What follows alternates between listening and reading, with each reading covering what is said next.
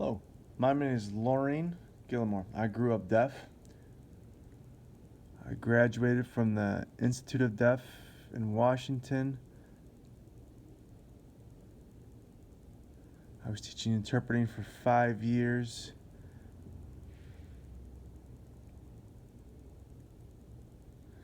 But now I'm in charge of a special deaf education program.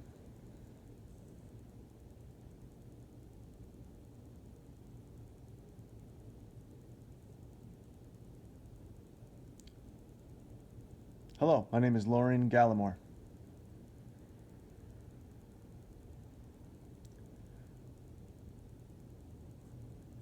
So why am I involved in deaf education? Why is it important to me?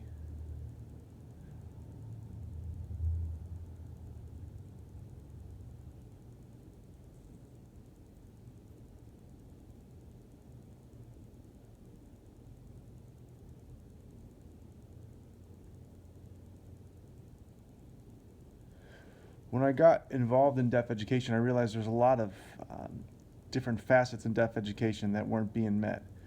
Many deaf children were failing. They were struggling to read. They were struggling to write. They were just struggling in life, their future, their jobs. You know, they had a list of things they want, but they weren't able to get them.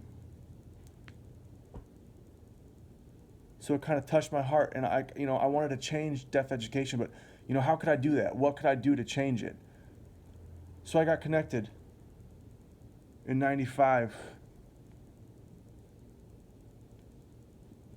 Like, what could I do to improve deaf education? Like, specifically, I needed to be clear. There were many things that I could do, but I needed to narrow it down to just one important thing that I could try to resolve, a problem that I could resolve, something that I could improve and expound upon, something that interested me.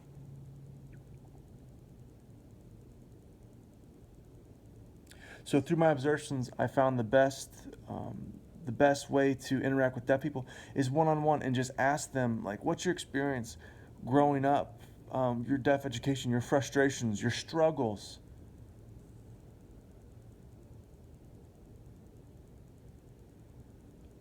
What was the outcome of their education? So I observe people, I ask people questions.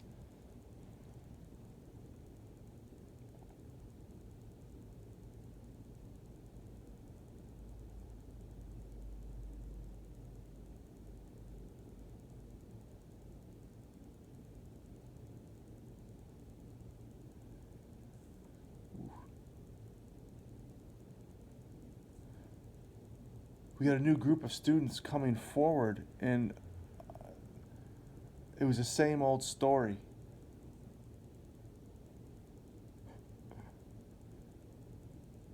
So we're going to delve into communication to discuss that a little bit more.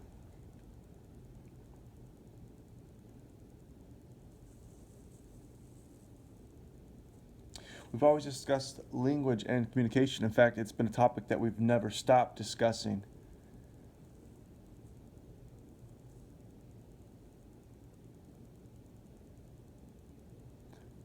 The deaf children that went to school for the first time, they got there, they sat down, the teacher stood up. Now this is important,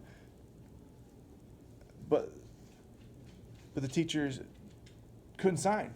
They couldn't sign at all. Everything was just going over the students' heads because there was no language access.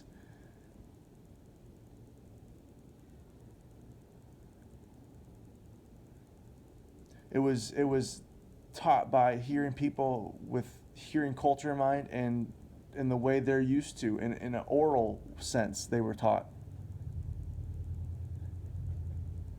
And we needed to get past that so we could learn and progress.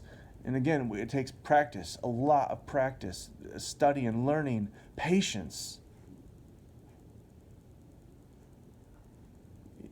Nobody enjoyed school. No deaf children enjoyed school. They weren't in love with it. We'd ask, do you love your teachers? And often it was just a negative response, negative experience. Now, a few students did love school. I mean, that is not the norm, but a few did love school.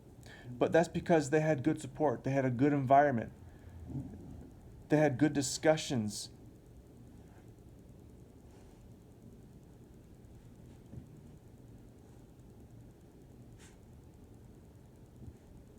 It's now been 1 year, it had been 1 year since that important observation.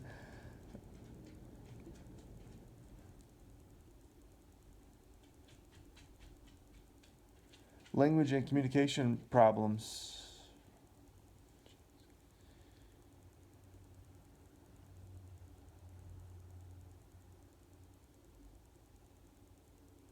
So with the language problems, it made me realize that it was my responsibility to teach and to improve in a classroom setting.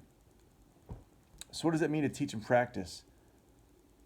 Well, I observed lots of teachers and compiled large amounts of data, and I laid it all out and looked through it and noticed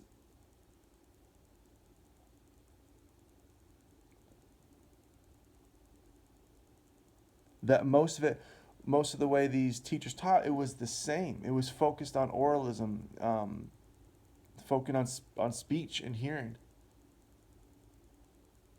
Sign language was just not a part of it. No sign language was required.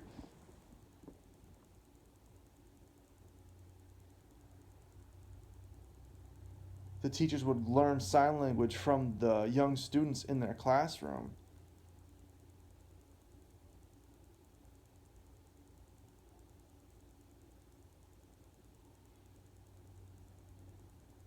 There was no connection to deaf learning or how they felt in that environment. There was none.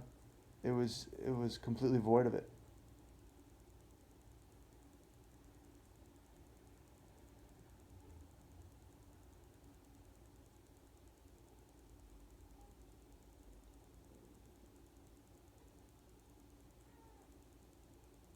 Then I made the correlation that when language is strong, communication happens better. Learning can increase.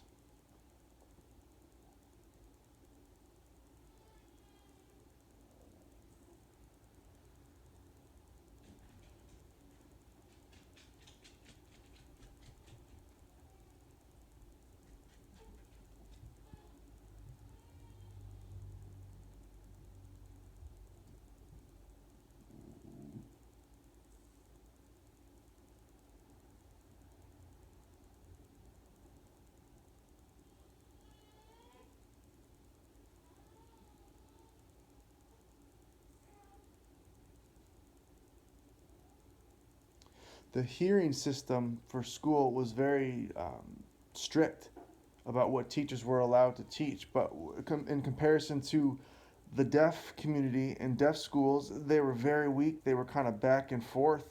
Um, there wasn't a whole lot of rules involved in deaf education.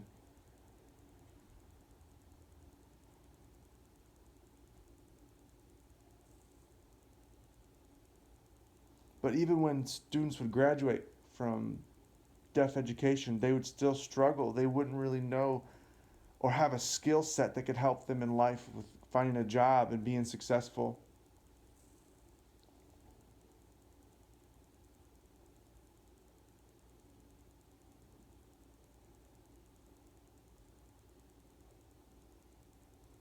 If you leave someone with if you have language deprivation,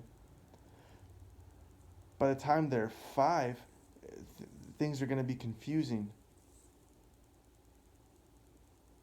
It's like almost like at that time, like the door shuts on the opportunity to learn the older we become. So we need to recognize that hearing teachers who take ASL, it's difficult. It's a struggle.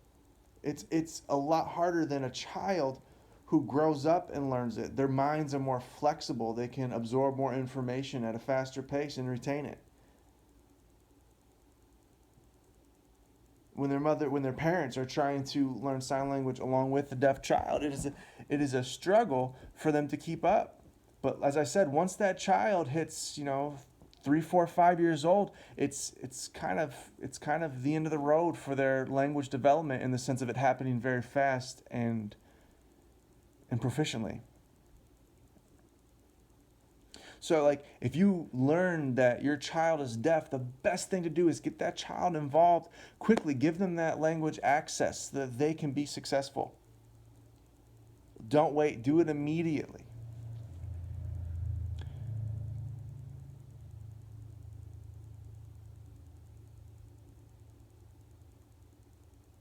In America, deaf education has improved. It does have the support compared to other countries.